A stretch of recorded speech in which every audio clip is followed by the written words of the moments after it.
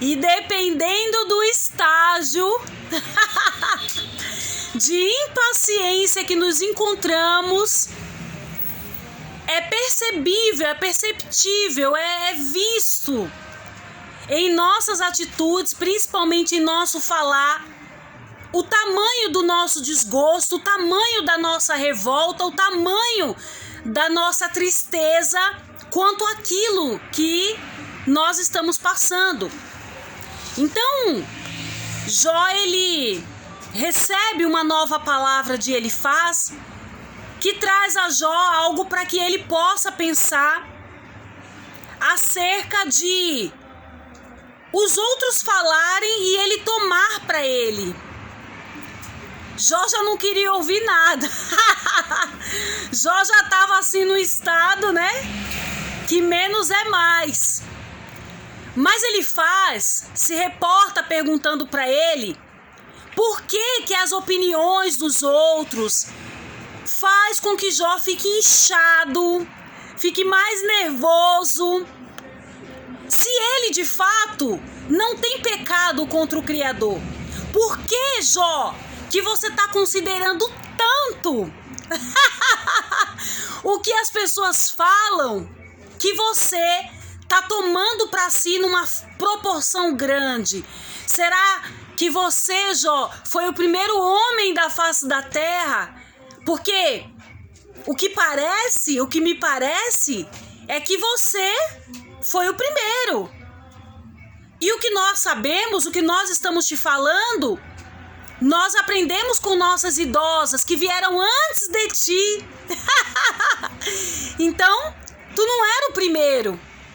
E aí ele diz uma palavra-chave muito interessante, né? Ele fala assim: olha, Jó, nós temos falado contigo delicadamente acerca do Criador. Então, ele mostra para Jó que no que diz respeito ao direcionamento, às palavras, ao que Deus mostra ou mostrou para Elifaz lá atrás, ele tem falado com sabedoria com Jó. Mas Jó não estava compreendendo o que Elifaz falava, o que os amigos falavam. Então, no versículo 11, Elifaz pergunta assim para Jó: ué, mas por que você não aceita o consolo que nós estamos te trazendo, né? Por que você não aceita as nossas palavras no que diz respeito à vontade do Criador? Se por acaso nem os anjos, que são anjos, são considerados puros, quem dirá nós, Jó? Quem dirá nós, Jó, homens impuros? Aceita nosso consolo. Nós temos visto o teu lamento. Tá vendo aí? Agora eu quero chamar a tua atenção para lermos o versículo 17 em diante. Veja só. Escute, Jó, que eu vou explicar. Vou contar aquilo que tenho visto. Os sábios ensinam verdades que aprenderam com seus pais, e estes moravam numa terra que não recebeu a influência de estrangeiros. Aquele que é mau, que persegue os outros, sofre atormentado a vida inteira. Inteira. Versículo 21. Vozes de terror enchem os seus ouvidos, e quando pensa que está seguro, os bandidos o atacam.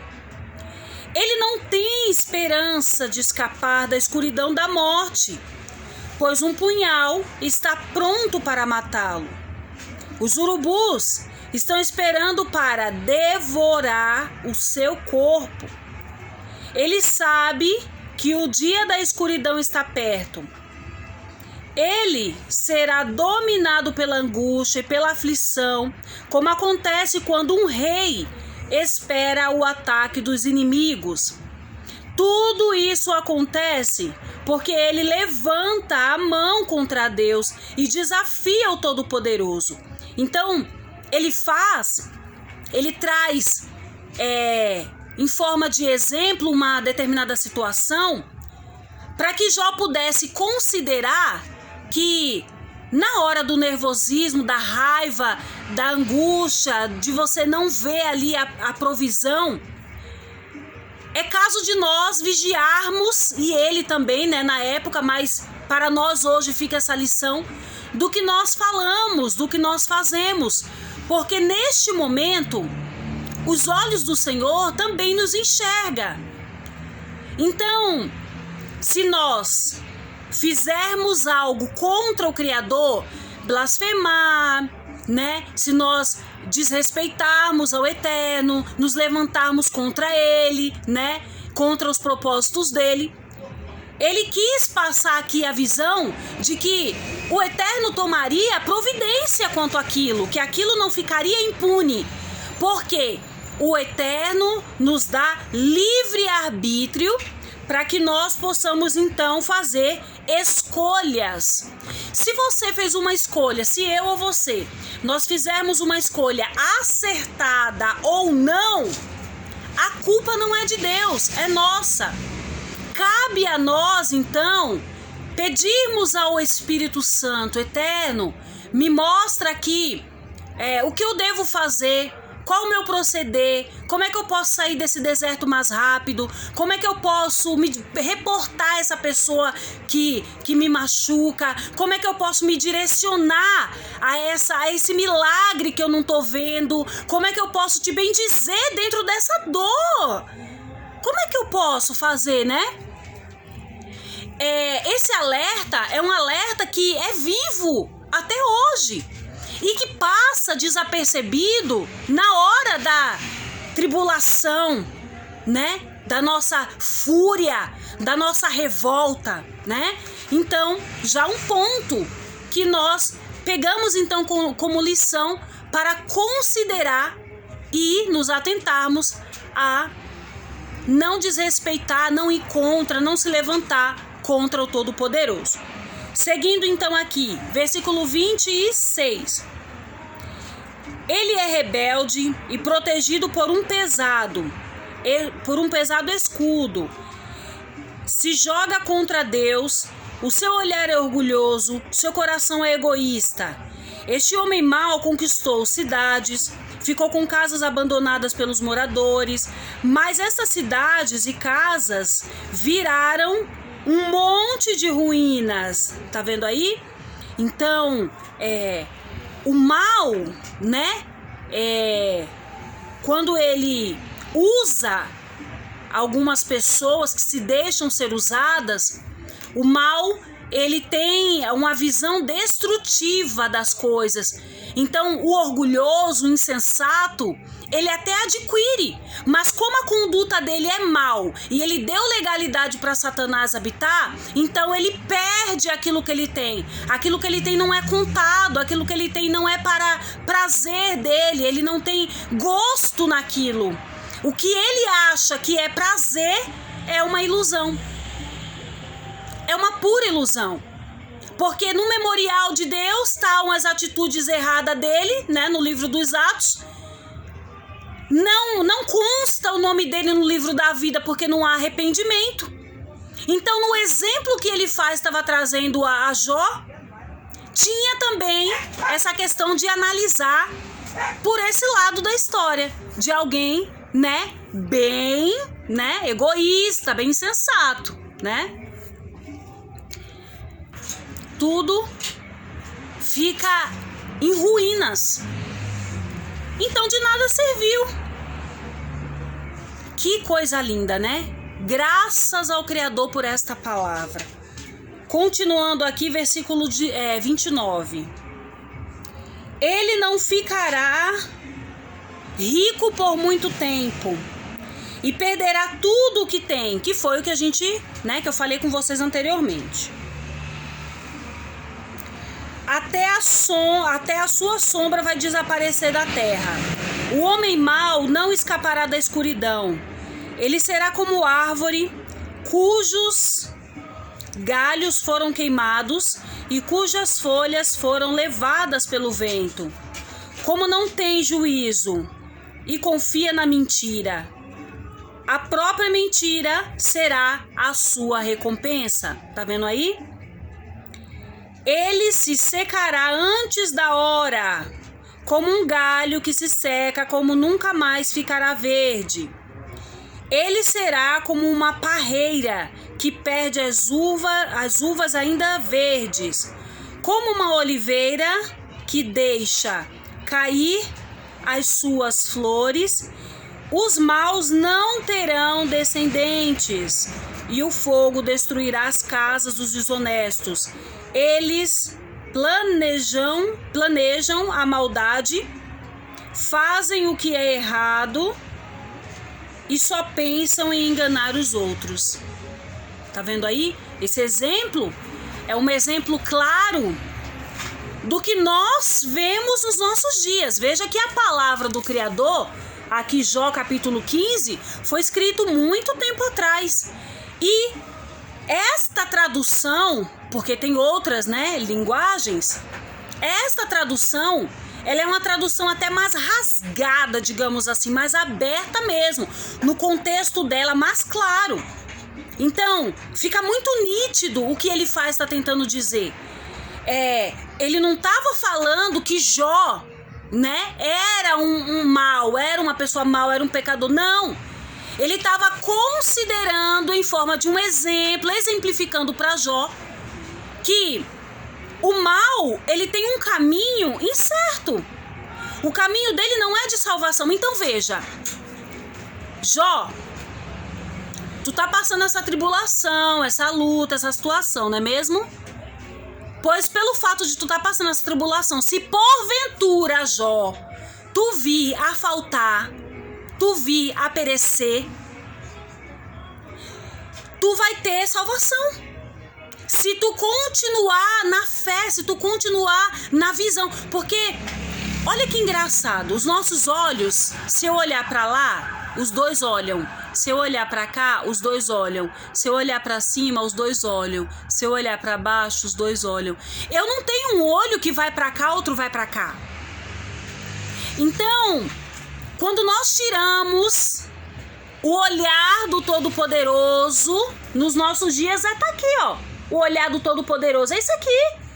Quando nós deixamos de olhar para a palavra, então nós estamos tendo uma atitude louca. Tá vendo aí?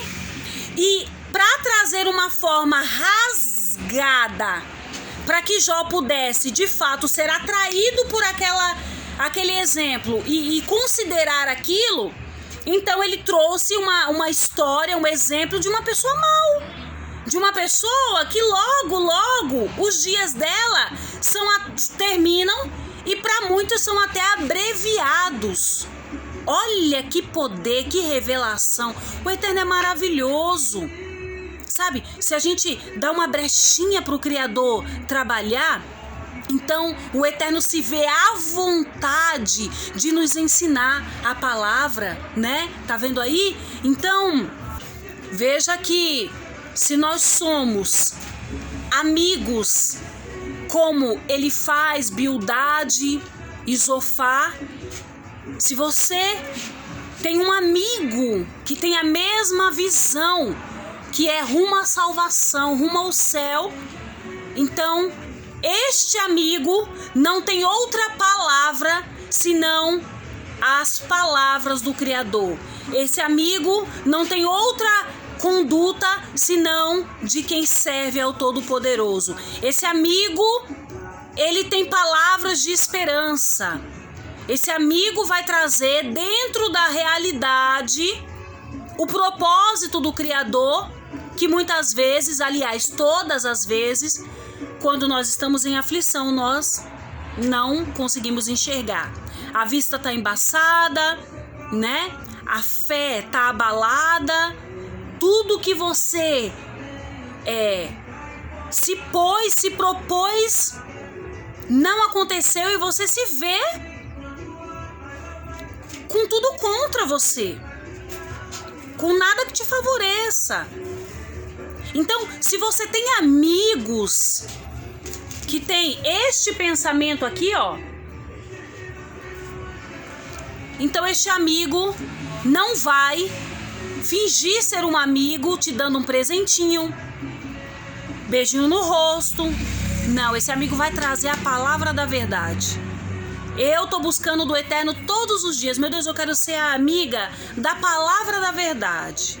Eu não quero ser aquela pessoa...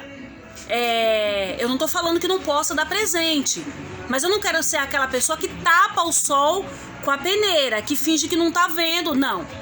Eu quero ser aquela amiga que, se eu for amiga da pessoa, né?